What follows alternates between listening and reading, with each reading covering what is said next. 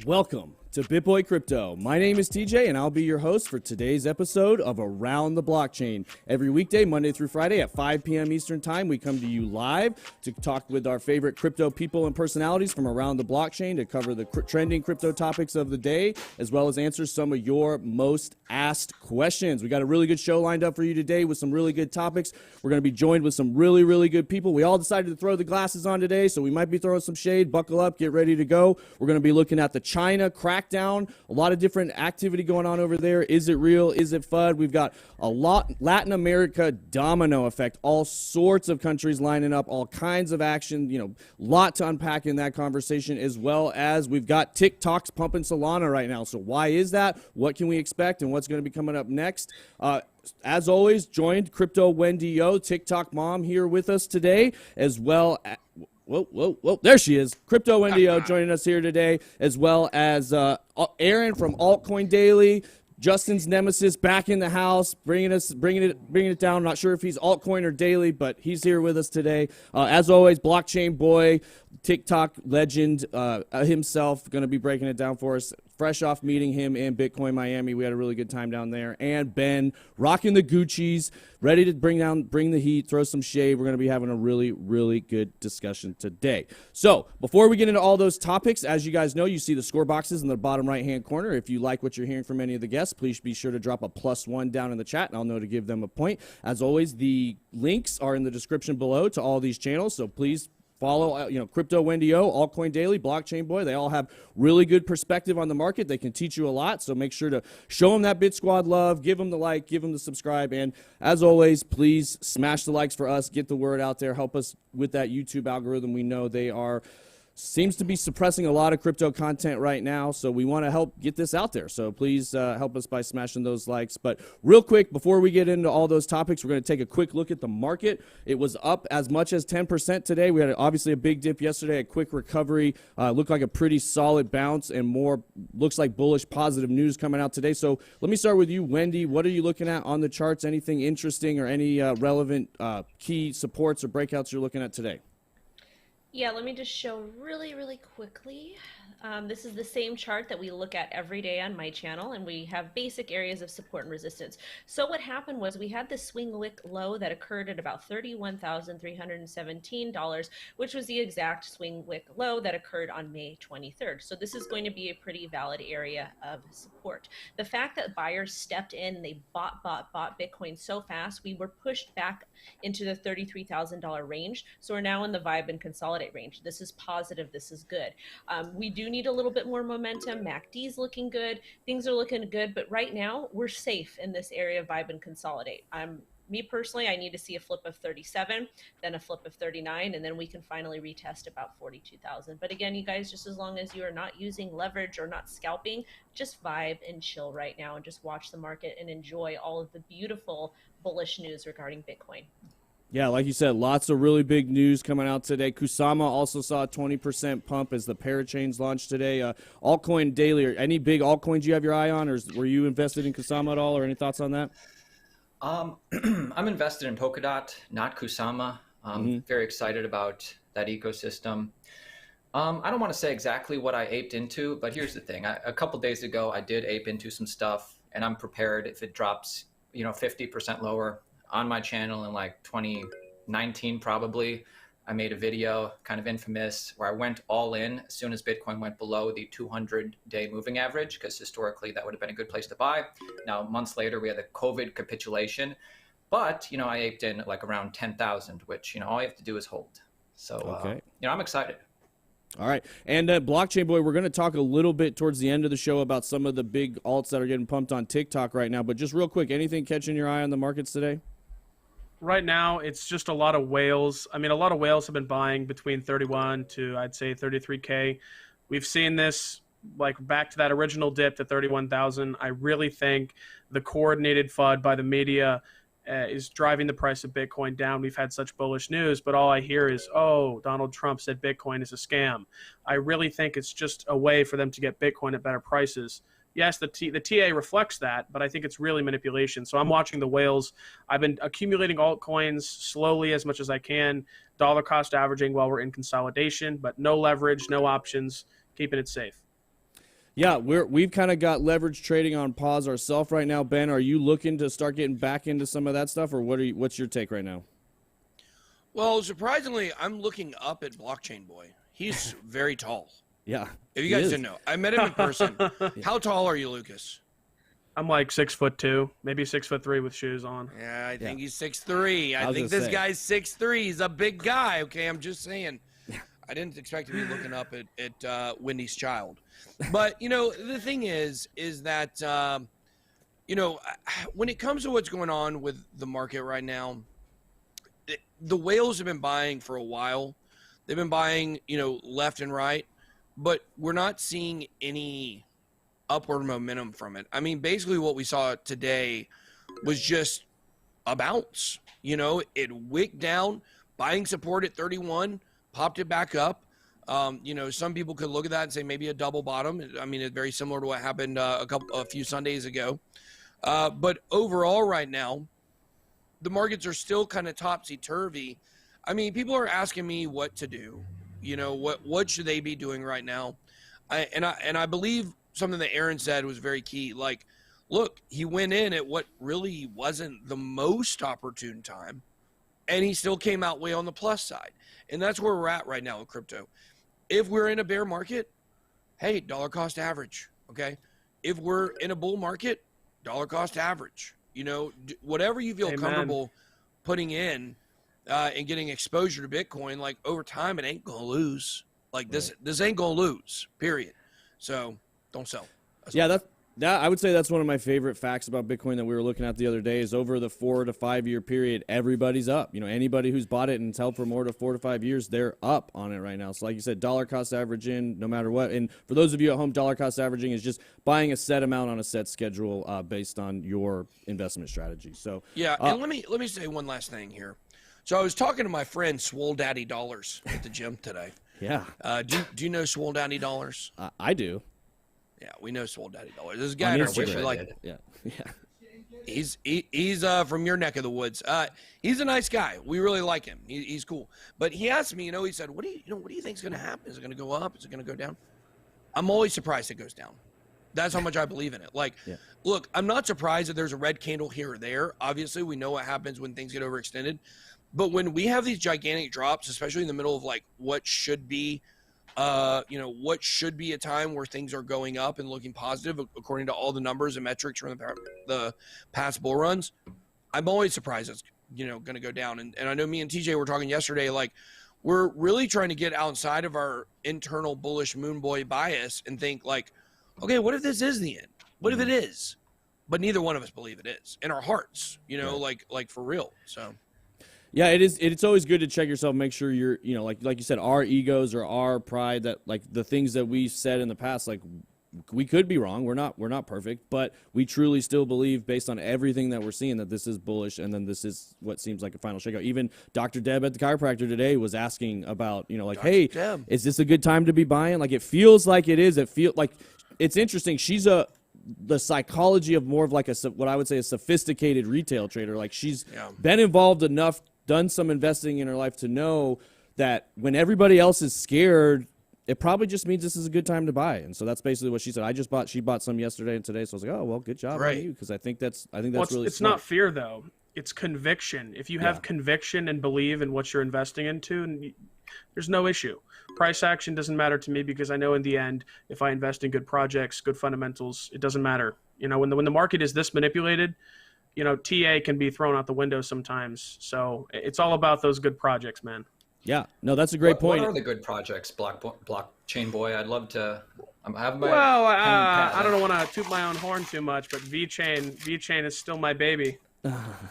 Yeah, there you go. He's taking notes over there. He's getting in on the TikTok crowd. But all right, let's shift gears here a little bit. Speaking of manipulation, speaking of we've got this China crackdown. We were talking yesterday. Do we think this is pure FUD, or do we think they're really going to be backing this up? Now we see today they've arrested 1,100 people on money laundering charges, as they're calling it, and they appear to be putting some pressure on this stuff. It's still questionable, how real this is, how possible it is to truly censor this stuff. So, Ben, I was going to ask you, do you think at this point, is Bitcoin too decentralized for governments to stop? Yeah, absolutely. I mean, look, here's the thing. You go around and start arresting people for owning crypto. Guess what's going to happen? Freaking Boston Tea Party. Okay? That's what's going to happen. Over there, you know, the number one, you guys may not know this. I know this because I've watched a YouTube video on it. Okay? The number one fear from the Chinese Communist Party, the CCP, is that the people over there wake up. That they wake up and realize there's a whole lot more of them than there are of the people in the government. And that's a real fear they have. I know there was a conversation between George Bush Sr., I believe it was. Maybe it was George Bush Jr. I can't remember which one it was. But either way, had a conversation, I guess it was Jr. because it was with Xi Jinping. Li Jinping? What is his name? I'm not Anybody sure. know? Xi Jinping.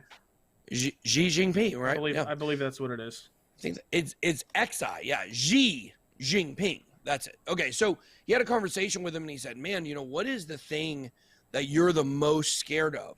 You know, George Bush said for him, it was like, protecting America from terrorism, whatever, you know. And President Jinping said, "I'm afraid that we won't have enough jobs because they have to grow the economy so much per year to create jobs for the population increase." Okay, because as soon as their people get to a place where they don't have jobs, they're gonna overthrow the government. Like at some point, it's a ticking time bomb for them. Okay, so here's the truth: at some point, they're gonna wake up. Bitcoin, you can't stop Bitcoin. It's open source computer code, and I promise you this: if it could have been stopped, it would have been stopped a long time ago. Well, and that brings me to my next question. I was going to ask Aaron, do you think they're really trying to stop Bitcoin or banning Bitcoin, or do you think they're just trying to take control of it? That's a great question. And first of all, thank you for having me on the show again. Love being here. You guys bring the best of the best together. I'm a huge fan of Crypto Wendy, and I'm a new fan of Blockchain Boy. I subscribe to Crypto Wendy. I'm about to subscribe to Blockchain Boy. But regarding your question, do they want to control it? I mean, there's a police car. They found me. Oh, man, that. they're coming for you right they're now. Coming for you. There's the centralization. Yeah. But I mean, yeah, I'm sure they'd love to control it. I'm not sure what the story here is, though, that they're cracking down on money laundering. I mean, that's a good thing, right? Those people are like clearly breaking the law, and if they're cracking down. Yeah, that's the line that they're using. They're supposedly cracking down on a lot of crypto mining and crypto related activities, and they're arresting people under the guise of money laundering. Yeah, I mean, I think I'm still bullish. Here's the thing: cracking down under the guise of money laundering, as long as they actually committed the crime of money laundering, I think we can all agree that's probably a good thing, because I don't think they're going after the people that are just not money laundering. But as far as like the crypto mining, yeah, get those miners out of China. That's great. That's great for Bitcoin's climate impact. Yes. That's great for Bitcoin's leverage over Bitcoin, which is getting diminished. And it really doesn't affect the security, in my opinion, and it'll bounce right back. So, yeah, get it out of there. China, we don't need you. Yeah, no, I agree 1,000%. And that was actually, Wendy, do you think we'll see the hash rate in the mining in China drop? And if so, where do you think it'll start to shift over towards? Let me just show you this. Let me pull this up. This is a tweet from the president of El Salvador. Earlier this morning, he talked about utilizing volcanoes to mine Bitcoin. And then about an hour ago, and that was a tweet earlier, it was about 3 hours. It was about 3 hours, I'm sorry. So then about an hour ago, he tweeted this: "Our engineers just informed me that they dug a new well that will provide approximately 95 megawatts," I hope I said that correctly, "of 100% clean, zero emissions geothermal energy from our volcanoes, starting to design a full Bitcoin mining hub around it. What you see coming out of the well is pure water vapor." Wow. So we do not need China to do any Bitcoin mining, because their government doesn't support it, and they're going to treat the people, unfortunately, in China that are mining not very nicely.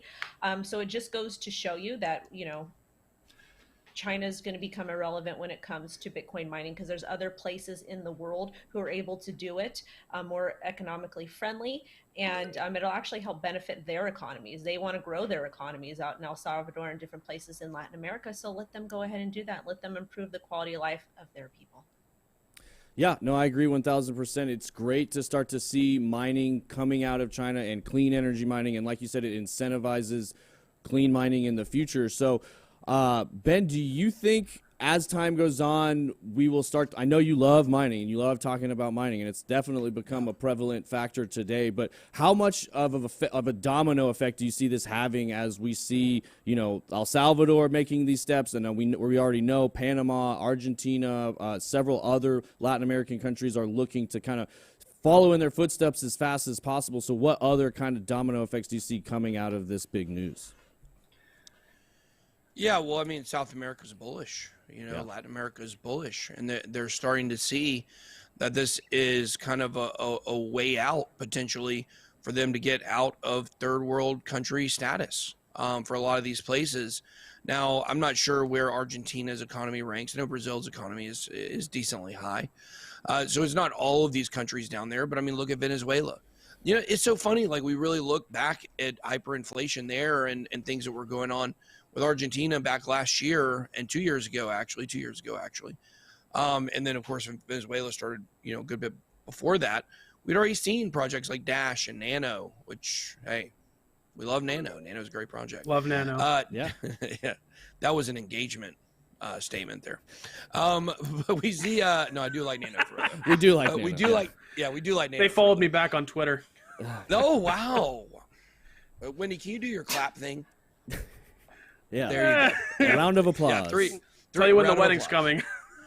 I don't think it's rare for altcoin Twitter accounts to follow influencers. It's pretty common, right? Yeah, it is. Well, I was for in blockchain, someone posted boy, me to it their is. subreddit. There was I told them that they needed to stop being so similar to the XRP army, and they didn't like that. That's a good one. What is wrong with them being like me? Oh, You're part of the XRP army? Yeah. Throw the X up. He goes in and out by the day. Yeah, you guys Look, are I have not XRP sold any barbers, XRP. dude.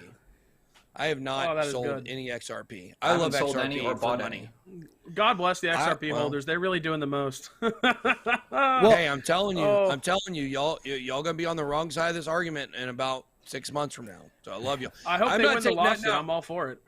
6 years from now, that's a different conversation. But 6 months from now, I think people are going to be sitting pretty that bought XRP. But that's a whole separate conversation. Okay. Yeah. Point is, we saw Dash, we saw Nano, we've seen Bitcoin have big impacts on these countries.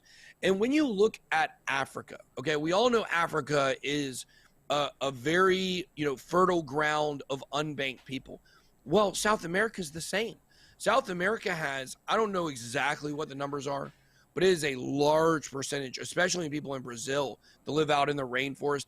They're not, it's not like they're, native tribes out there. Like, they're people that have farmhouses and land, but they're totally detached from the economy. And of course there are native tribes down there too. But, I think what we're seeing is South America, to me, is the more immediate movement to get into the world economy. I think Africa is a little further off from really being able to stabilize and take advantage of what crypto has to offer. I mean, we see like Akon doing stuff over there, and we know there's a lot of good things happening there. But South America is ripe. That's the one I'm saying here. South America is extremely ripe. And, look, Central America, what is that? That's the land that connects South America to North America. Okay? I don't know. It's like a connection. They're connecting South America into the North American economy through Bitcoin. We'll have a good opportunity to do that. Yeah, that was great geography lesson there. I like that. Yeah, Central America is what connects South America to North America. That was deep. That was deep. But no, I get what you're saying. No. Yeah, thanks, TJ. I get what you're saying. Somebody said we were going to throw TA out the window earlier. I said, let's throw TJ out the window. Yeah. But Gruber. No, but that is really good, and that was a great point about. I do think there's a lot more economic activity happening in Latin America than necessarily some of those African economies, where even if it's unbanked, like a lot of people point to the GDP of El Salvador and say, like, oh, it's a really low GDP. Yeah, well, 70% of their population isn't banked, so it's all untracked. None of that's being credited in their GDP. So a lot of the numbers can be off at times. So that's part of that discussion. But let's circle back to the discussion of mining just real briefly before we move on. I wanted to ask Blockchain Boy, like the topic of energy consumption and global warming, carbon footprint, all of that stuff comes up all the time around this mining discussion. You're the youngest one in the group here. You're actually you're about to turn 20, right? Is that correct? I turned 20 on May 15th, so Yeah. we're about a month into it almost. Right. So you be 20. You truly are the next generation, the kind of the up and coming. So I want to hear kind of your perspective on, do you think Bitcoin mining, proof of work algorithms, cryptocurrency, and do you think this is good for the environment or bad for the environment? And what's your take on that? And what do you hear from your peers? I mean, I've heard from people that Bitcoin mining is terrible for the environment, but that just totally discounts the current financial system. You know how much of a drain on petroleum resources the current financial system is? It's ridiculous. And yes, proof of work is wasteful by definition. I mean, there are much better consensus mechanisms. But Bitcoin isn't going anywhere. Proof of work will always be around in some form or another. There's just better ways to do it now. I mean, are the blockchains of the future going to be proof of work? Well, no, but the internet started as dial-up before I was born, and now we have, Starlink. It's just natural progression. People aren't worried too much about the environmental impact because they know where this technology is headed. I mean, Bitcoin, everyone knows that article, the 74%. They argue the merits of that.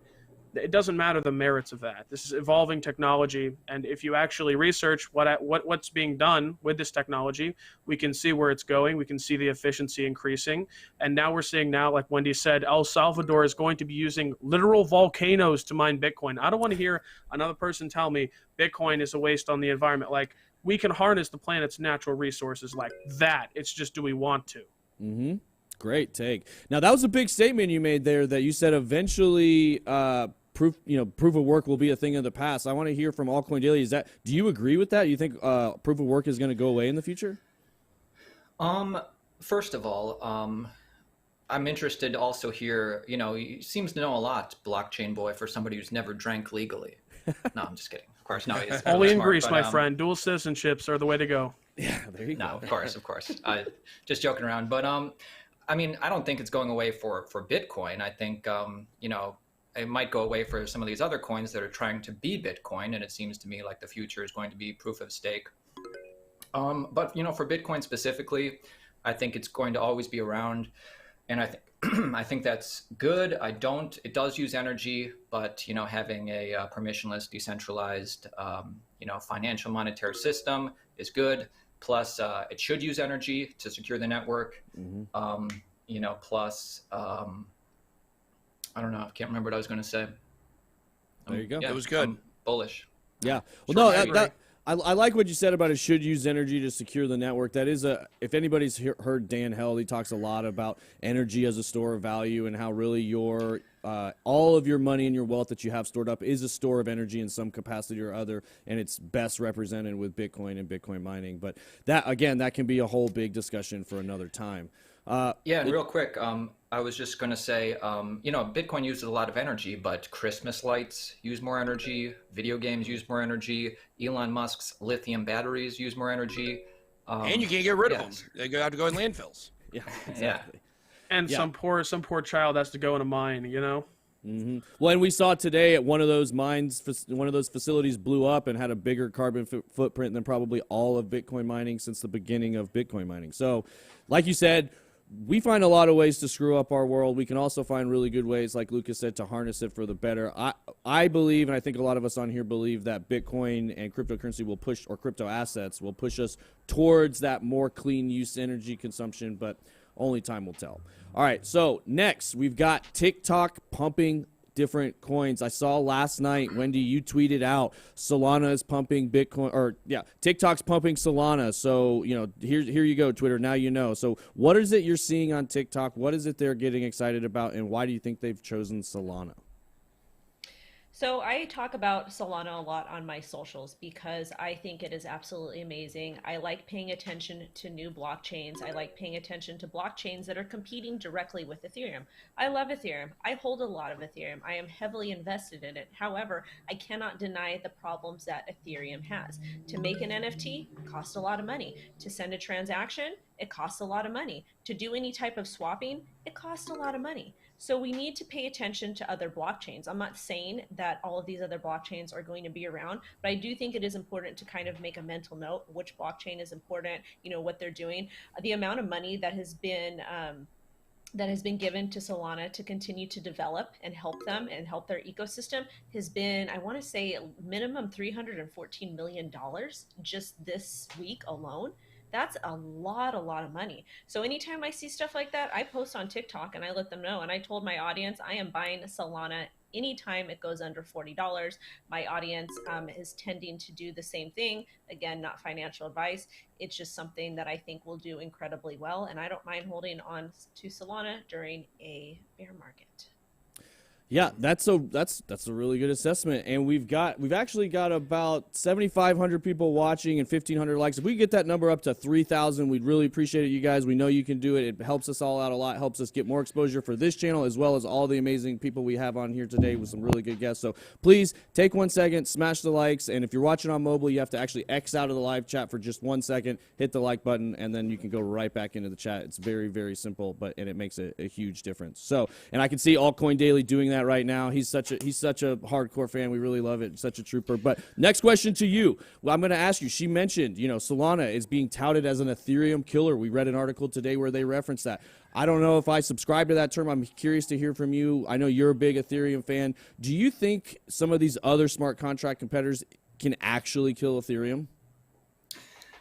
Well, a few different things. First of all, yes, I did just like the video, and I always like to stay active in the chat. The chat is where the real conversation happens. Those are the real people, That's so right. Yeah, chat, let's blow it up. Now, regarding Solana and TikTok and Ethereum, a few different things. First of all, what are these TikTokers highbrow now? They're not gonna, they used to be about SHIB and, CUM Rocket and, Doge Cash. Now they're all elitist with their, real coins or whatever. But regarding, I'll have you know, I named actually CAUM Rocket, by the way. I know the person who made that. I was the one who created the ticker. I didn't know it would turn into what it did. I'm Are you sorry. serious? Yeah. Yeah. Lydia was You a need to ask friend. for some royalties. Gotta get When I some was a royalties. small TikToker, I had 1,000 followers. I got my start in her Discord server, and I introduced her to crypto. And I was like, "Oh yeah, you're making a coin. What is it called?" And she's like, "Oh, I'm gonna call it this." And I was like, "No, this is what the ticker should be. CUMMIES." I'm so sorry. Yeah, I think you do. You owe the entire industry an apology. I did not know Yeah. to what. I thought she was joking. To be completely honest with you, Wow. So are you a whale? Is that what you're saying? Do you hold? I've a lot never of those? owned a single one. I don't buy S coins. You know what I'm saying? Yeah. Okay. I don't All right. I don't like any of those coins. But I mean, at least it's a project I can say is trying to do something. Okay. Interesting. Trying to do something. It's Really? in the name. Exactly. Adult entertainment NFTs, I guess. All right. Well, Just an explosion of fun. Let's get back to Solana. I want to hear if you really think, Aaron, that it can kill Ethereum or not, or like if it can truly compete with it. Yeah, and thank you, Blockchain Boy, for unveiling the curtain on the the darker side of crypto. That's very enlightening. But regarding Solana and Ethereum, I mean, I don't think Ethereum is going away. I tend to think the future is interoperable and a multi-chain future. I think as long as people are into Ethereum, there's obvious demand to use the Ethereum blockchain, and we can tell because the fees are high, the block space is getting filled up. Then obviously coins like Solana, Cardano, Polkadot, there's going to be demand for that. Or even like Binance Smart Chain, we saw like such a huge demand, a couple months ago for Binance Smart Chain. Just like what was Tron doing the whole time, because Tron was around forever and nobody was building on that. But I don't think anything is going to kill Ethereum at this point. The only thing that can kill Ethereum is Ethereum itself. Yep. But as long as they don't screw it up, I think Ethereum's going to do well, and I think other ones are going to do well too. Yeah, no, great answer. I would agree with that 100%. Ethereum, as long as they don't make any major errors, they've got a really good path ahead of them, a lot of upside. But not to take anything away from other projects, like you said, I do believe we'll see a multi smart contract platform ecosystem in the future. It'll be interesting to see who wins. So it looks like they're saying there's over 5 million views on the Solana hashtag on TikTok. So Blockchain Boy, are you seeing a lot of questions about it, a lot of comments and things about it from your TikTok account as well? Yeah, here and there. I mean, listen, I've heard the word Ethereum killer so many times, it does nothing for me. I mean, I don't think Solana has sharding. I haven't read their white paper, and so I can't speak on it fully as I like to read white papers before I develop an opinion on any project. What I can say, though, is I have to agree with Altcoin Daily in the fact that Ethereum and its layer 2 solutions are a juggernaut. And yes, I just bought an NFT, and I paid the same amount in gas fees for the NFT as I did the NFT. So that sucks. But like long term, like Ethereum did the whole thing where they it's secure. It's been around. Now they're making it scalable. Projects like Cardano and obviously now Solana, they're scalable, but will they be secure? Time will tell. So it takes a little more than that to convince me. However, I do have some Solana. Shout out Crypto Wendio, got me in under $20. She was like, "Hey, you should probably look into this one." So thanks, Mom. Appreciate it. Yeah, no, that's a really good concept there of like what you just said. Like Wendy, somebody somebody you trust, mentioned it to you, kind of got you interested in it, even though you haven't done the full digging yourself. That's part of how I first got exposed to it. A friend of mine that I know and respect that I knows a lot about crypto, knows a lot more about tech than I do, said, "Yeah, I've been really looking at this tech. This looks really good. This looks really solid. Maybe you should check this stuff out." That was earlier this year. I mean, I think it was under $3 at the time. I don't know exactly what the price was like, but somewhere between $2 and $3. And part of what got my attention about it is the fact that when I looked it up, USDC was going to be built on Ethereum, Solana, and Algorand. And Solana and Algorand at the time was two projects you really didn't hear much about. So that really was like, what are these two projects and why is Coinbase looking at doing their stable coin on these two versus at the time, there was Polkadot was bigger. Like you mentioned, Tron, EOS, some of these old ones from 2017 had always been around. So that's what got my attention. But what I wanted to ask you, Ben, is like we've just seen they've raised a bunch of money from Andreessen Horowitz. There's some big players behind it. How much does the team and the money and the players behind a project, specifically when in the smart contract space, how much does that matter when you're assessing a project? Well, it matters for time frame because, look, you can have look at what Shiba did.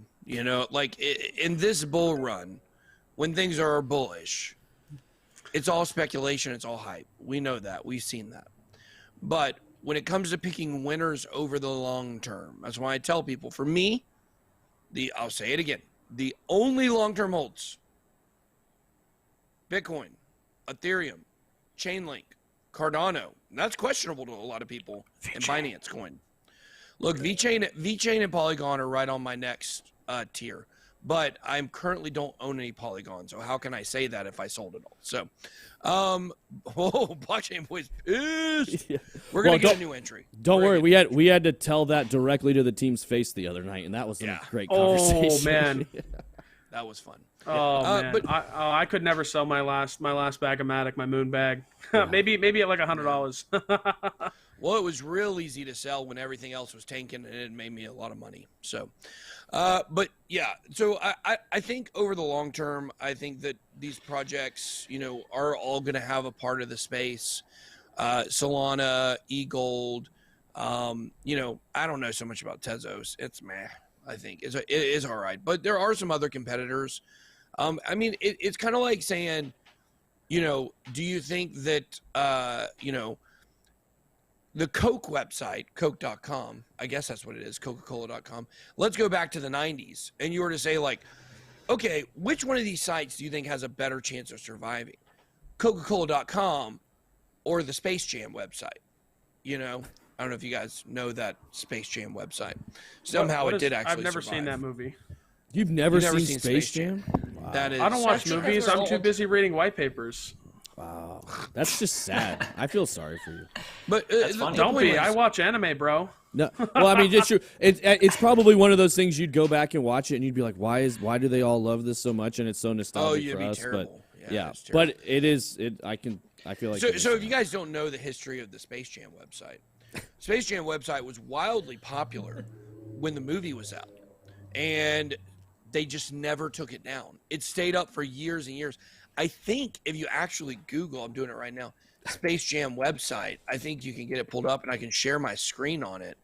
No, they haven't. No, they changed it because they got a new movie coming out. Oh yeah, it finally went down. It's so sad. I wish man, it was so. It's got its own story, article, everything. Go back to the Wayback Machine. Yeah, go to the. Oh, that's a good one. Yeah, let me do just that to look at quick. Lola Bunny in her original form. Yeah, that was like the original. Aaron, I feel like that inspired a lot of furries. Oh boy. They were in my high school. They would come in with the fursuits. It's a weird bunch of people. Well, look. Here at BitBoy Crypto, we love the furries. We want the furries to watch the channel. We love the furries. We want them to buy Bitcoin. Pay for the fursuits in Bitcoin. Everybody's welcome. Everyone is welcome here at BitBoy Crypto. But here's what I'm trying to say.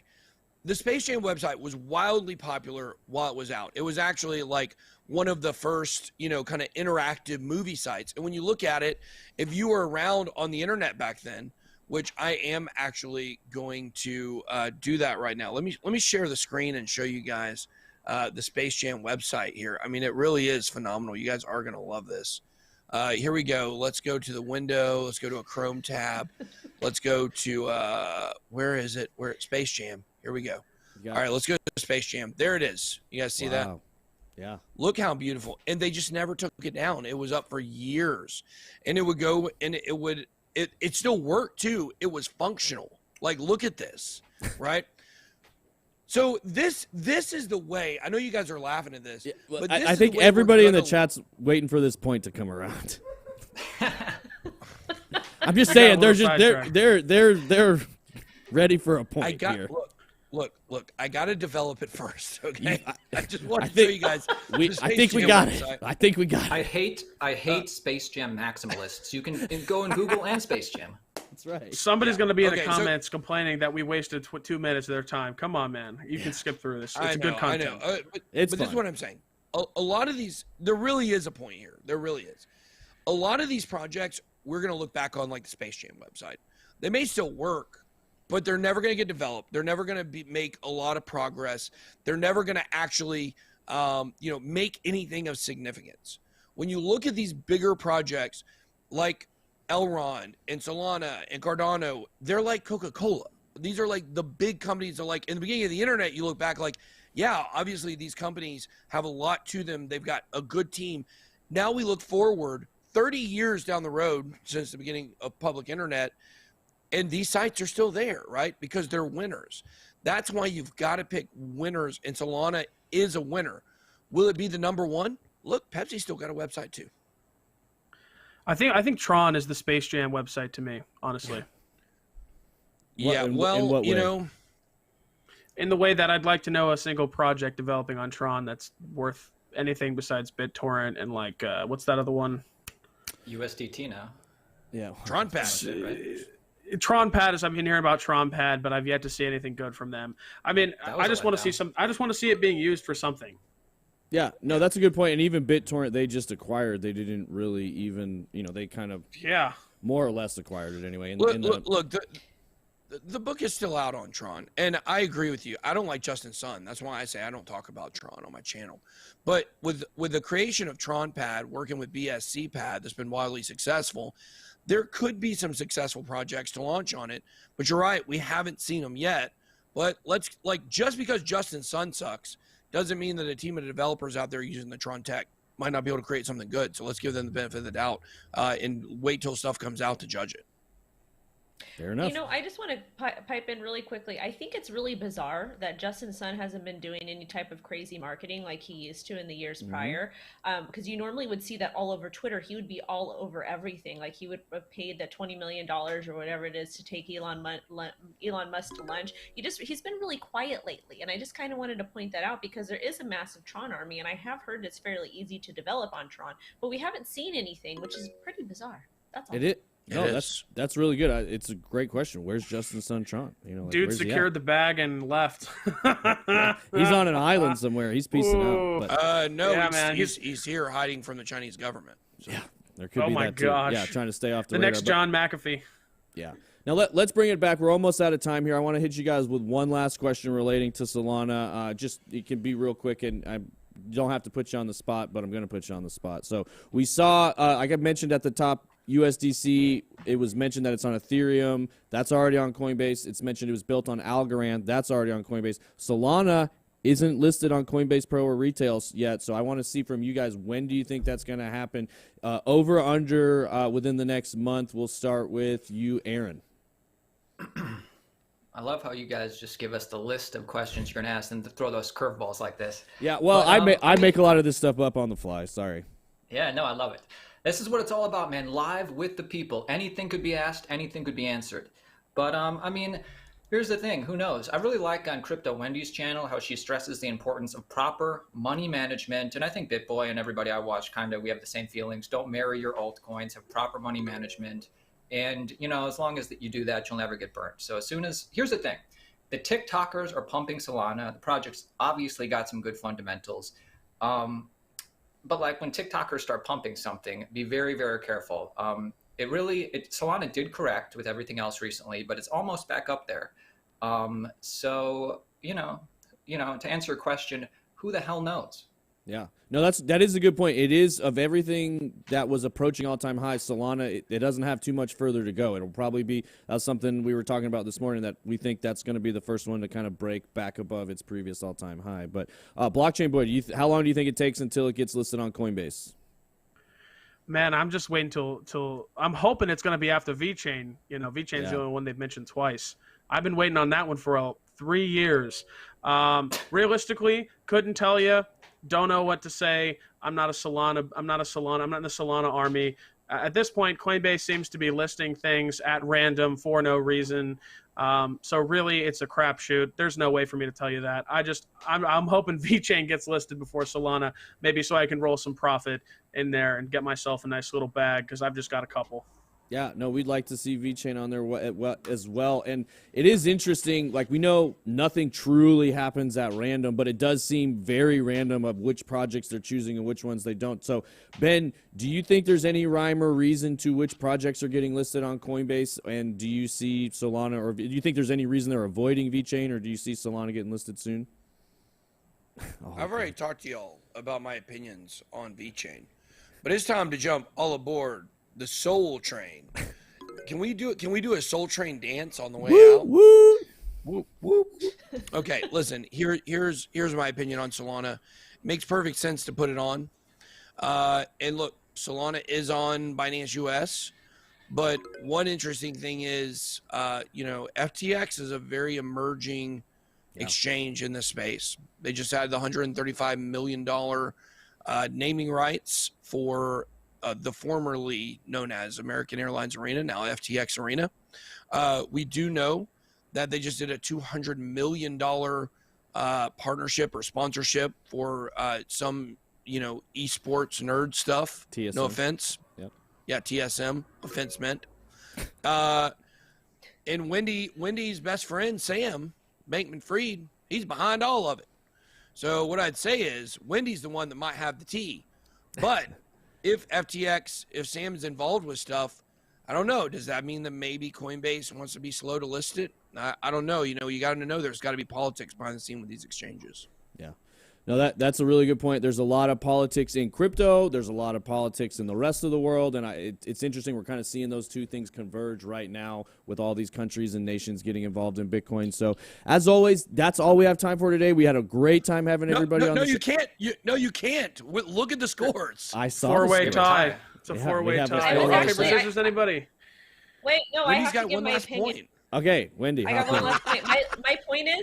My point is, I don't think it matters if Solana gets listed on Coinbase. As crazy as that sounds, I think it will be inevitable. It will be coming. However, it is listed on Blockfolio. It is listed on Serum Dex. It is listed on FTX US, and it is listed on FTX. It is listed on some of the biggest exchanges. Therefore, do we really need to be listed on Coinbase? Does that matter? Yeah, good point.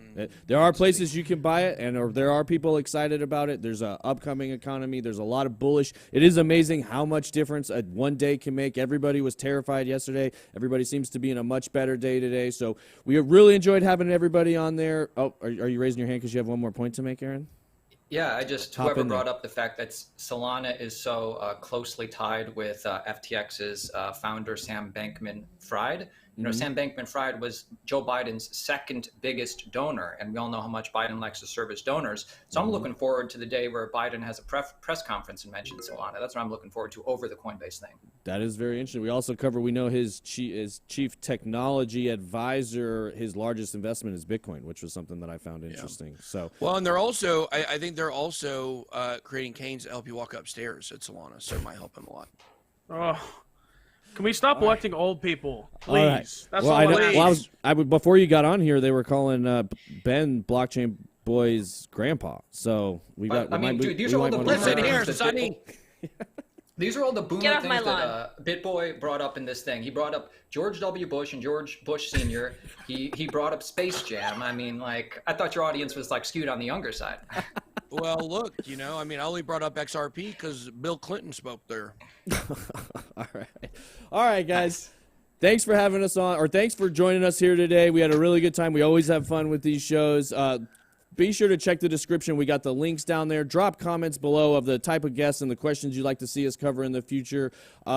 Wendy is our top leader today. She's got the most points, so you've got a round of applause for Wendy. Please, you've got 30 seconds. Please take it away and give a parting thought to the audience. And Oh, thank you. I have won the award.